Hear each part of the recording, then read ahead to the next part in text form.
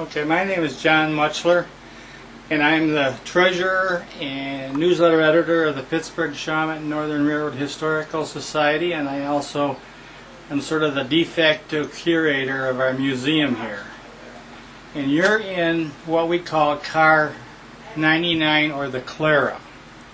It was built about 1880 by the, and we're not really 100% sure, but we think Pullman built it. It was built as a pay car for the Elton Railroad. Now, the Pittsburgh Shawmut Northern Railroad was bankrupt in 1905, and the receiver, Frank Sullivan Smith, still thought that they should have a private car. So he bought this car and had it fixed and gave it as a gift to his wife for her birthday. Now, what you're looking at here would be where the cook and the steward would sleep. There's two bunks, which we've never opened because we were always afraid we couldn't close them again. But they would be here, so you would have a cook and a steward to make sure that the guests had a place to eat, and then they would be able to have a place to sleep when they weren't working.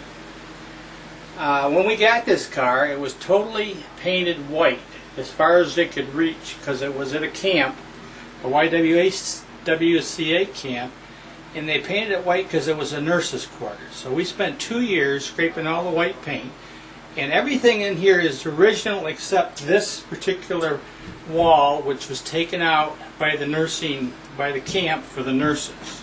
So we found a sketch of the map and we put this wall back in. So this is how it would have looked back in between 1905 and 1920 when it was being used on the Pittsburgh Shawmut Northern Railroad. Now the next room would be the kitchen. And this room here would be where they would cook the meals, wash the dishes,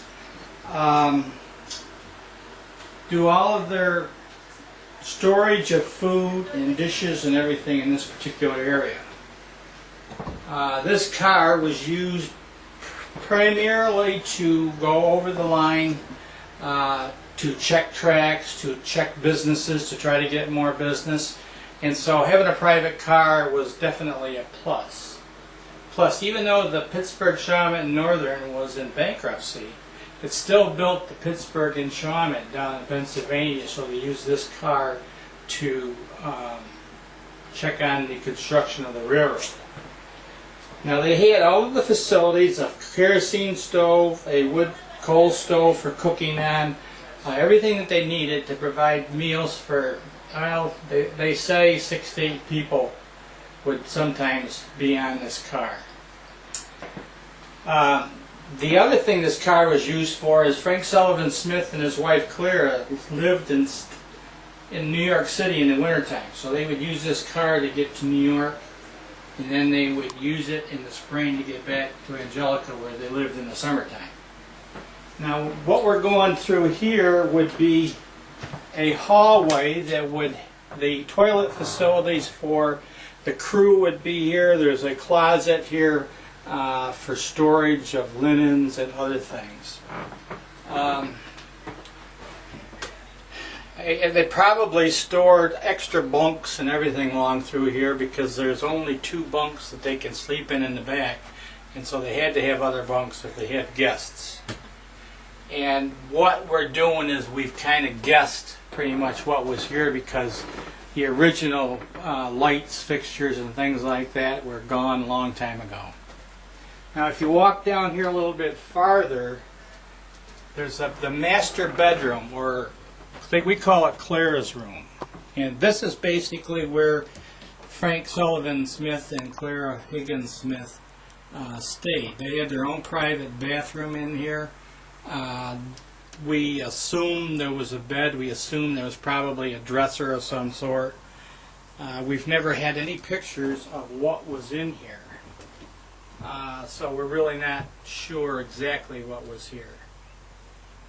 But this is where they would stay when they were traveling around, or the honored guests would stay if Frank and his wife Clara weren't traveling with this car, because other members of the railroad officials would use this car. Now the main room, which is I call it the bedroom, dining room, living room, and this is where we're at now. Now there was 2 bunks, and these are Pullman type bunks. One of them of which we've opened, and it does still work, but we don't work it because of the fragileness. Being a car is over 120 years old. Or actually more than that. So what we figured they did was they used these bunks, and then they would put cots underneath it, and they would also have a folded up kitchen table through the middle with chairs, so that when people came in here to eat, this is where they would do their eating. And then once the meals were over with, you could sit in chairs by the windows and watch the scenery go by, the animals. And I'm sure in the between 1905 and 1920, there was probably a lot of desolate property that people would, and animals and everything that they would be able to see. What we didn't know was the curtains. The curtains that you see, a woman from Wellsville, and her name escapes me, did some research, and she came up with what she thought would be in this car. And I had a gentleman a few years ago came through here, and he used to be in charge of taking care of this car, and he can remember a dining room table sitting in the middle of this room with very fancy china on it, something he had never seen in his life, because he was basically an employee of the railroad. The light fixtures, one of our members went to a dollar store and came up with something that looked like pictures in history books, because the light fixtures were gone. They were just basically lights hanging, light bulbs are hanging from the ceiling, because as I said, this was used as the sick or nurses' quarters at a YWCA camp. And this car, about the time Frank Sullivan Smith died, was taking bids to put electric lights in it, but they were never put in by the railroad. And the railroad never owned this car. It was in Frank Sullivan Smith's estate. His wife Clara got it. Eventually they convinced her to give it to the YWC camp in the area. And fortunately, after many, many years, we were able to get it. And the camp had put a teepee-type roof over the top of this, which saved the car. Otherwise, it probably would have disintegrated, and it hadn't leaked inside.